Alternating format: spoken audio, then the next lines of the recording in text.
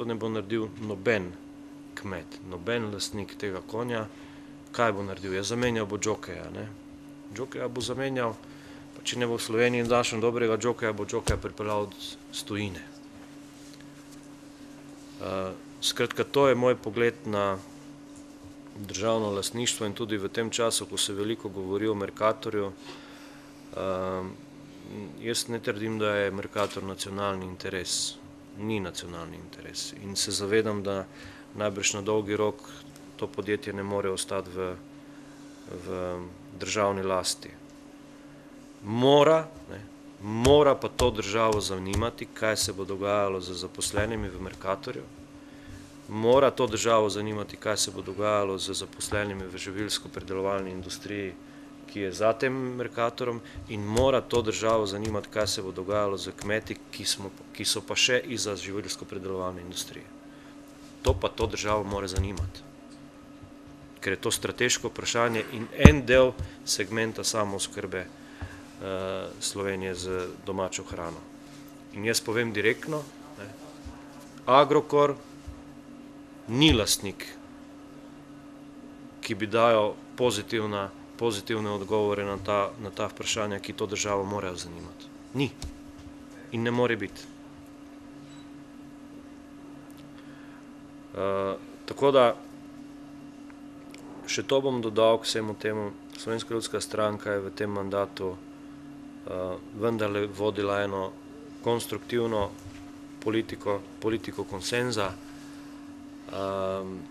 Nismo se šli populizma. Velikokrat smo interes te države postavili pred interese stranke, pred tem, kaj bo določena odločitev pomenila za javnomnenjsko podporo naše stranke. Tudi takrat, ko ni bilo enostavno. To nismo počeli samo z besedami, ampak smo počeli tudi z dejanji. In to bomo počeli tudi v naslednjem mandatu. Popolnoma enako. Brez odstopanj. Zato, ker se zavedam, da preprosto drugače ne more biti. In to bodo, upam vsaj, in to si želim, počele tudi druge politične stranke. Brez dogovora, brez kulturnega političnega dialoga v naslednjem mandatu ključnih sprememb, ki so potrebne, pač ne bo moč storiti. Tako da jaz pričakujem od vseh svojih političnih tekmecev, da vendarle na tistih ključnih izzivih te države poskušamo najti konsenz in da pri tem ne ubiramo poti izključevanja. Izključevanje tokrat ni dovoljeno.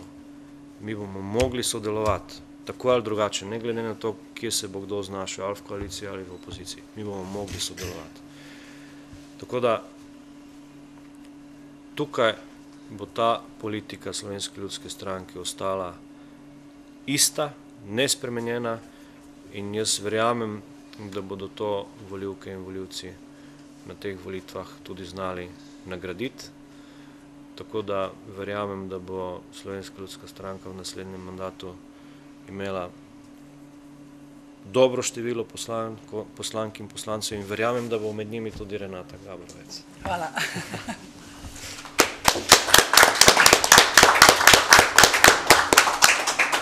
Hvala lepa predsedniku in bodočemu mandatarju, magistru Radovanu Žerjavu, za te spodbudne besede in pa tudi za predstavitev glavnih poudarkov stranke, ki se resno loteva teh volitev. Zdaj bi mogoče prosil za kratko minutko, dve oceno ali pa pogled, posebni pogled vitanskega podžupana Milana Hrovata, kako gleda na volitve in pa mogoče na samo kandidaturo, na osebnost Renate Gabrovec. Izvoli, Milan. Hvala lepa, gospod župan, za besedo. Lep pozdrav tudi z moje strani in pa tudi strani naše občine Vitanje. Ko smo slišali za ime Renate Gabrovec, da bo kandidirala za poslanko za Slovensko ljudsko stranko v tem našem volilnem okraju, smo se v Vitanju, v Slovenski ljudski stranki in tudi širše razveselili tega imena. Predvsem zakaj? Zato, ker že sam njen življenjepis pove to, da je gospa Renata že od mladih let kot medicinska sestra pa vse skozi delala predvsem za ljudi. In če kdaj prej, tudi sedaj najbolj rabimo take ljudi v državnem zboru, ki bodo zagovarjali ljudstvo in dejansko Slovenska ljudska stranka ima v Slovenskih Konjicah takšne kandidate in mislim, da tudi drugi. Gospa Renata, želimo, da na teh volitvah zmaga in da bo dobra poslanka v državnem zboru in da še bo naprej zagovarjala in pomagala ljudem, tako kot je počela tudi do sedaj na svojem delovnem mestu. Hvala lepa gospodu Hrovatu. Pa še mogoče dolgoletni predsednik občinskega odbora, sedanji podpredsednik Stane Frim. Na kratko, Renata je nov obraz v slovenski politiki, vendar pa ni nov obraz med našimi ljudmi, saj je znana po tem, da rada pomaga, vedno priskoči na pomoč ljudem, ki so pomoči potrebni in verjamem, da bo z svojimi vrednotami in z svojo odločnostjo svež veter v slovenskem parlamentu. Srečno, Renata. Moj osebni pogled je takšen, da v zadnjih 20 letih smo prišli v Sloveniji do stanja v družbi, kjer se en majhen del, en sloj, pravzaprav niti ne zaveda več realnosti, živi v svojem svetu. Na drugi strani pa imamo čedalje bolj številčno populacijo ljudi, ki pa imajo težave s tem, kako pravzaprav preživeti. In to osnovno vodilo, ko smo razmišljali, koga pa v tej Dravinjski dolini dati na položaj, mu omogočiti, da se začne boriti za to široke množice, za te široke množice ljudi, je seveda to, kar je bilo že danes večkrat omenjeno, pa mislim, da nič ni odveč, če še enkrat prav iskreno in tudi resnica je takšna, da Renata, če kdo, potem v tej dolini ona najbolj pozna, kdo so tisti ljudje, kakšne težave jih tarejo in na koncu koncev ima tudi izkušnje, kako jim pomagati.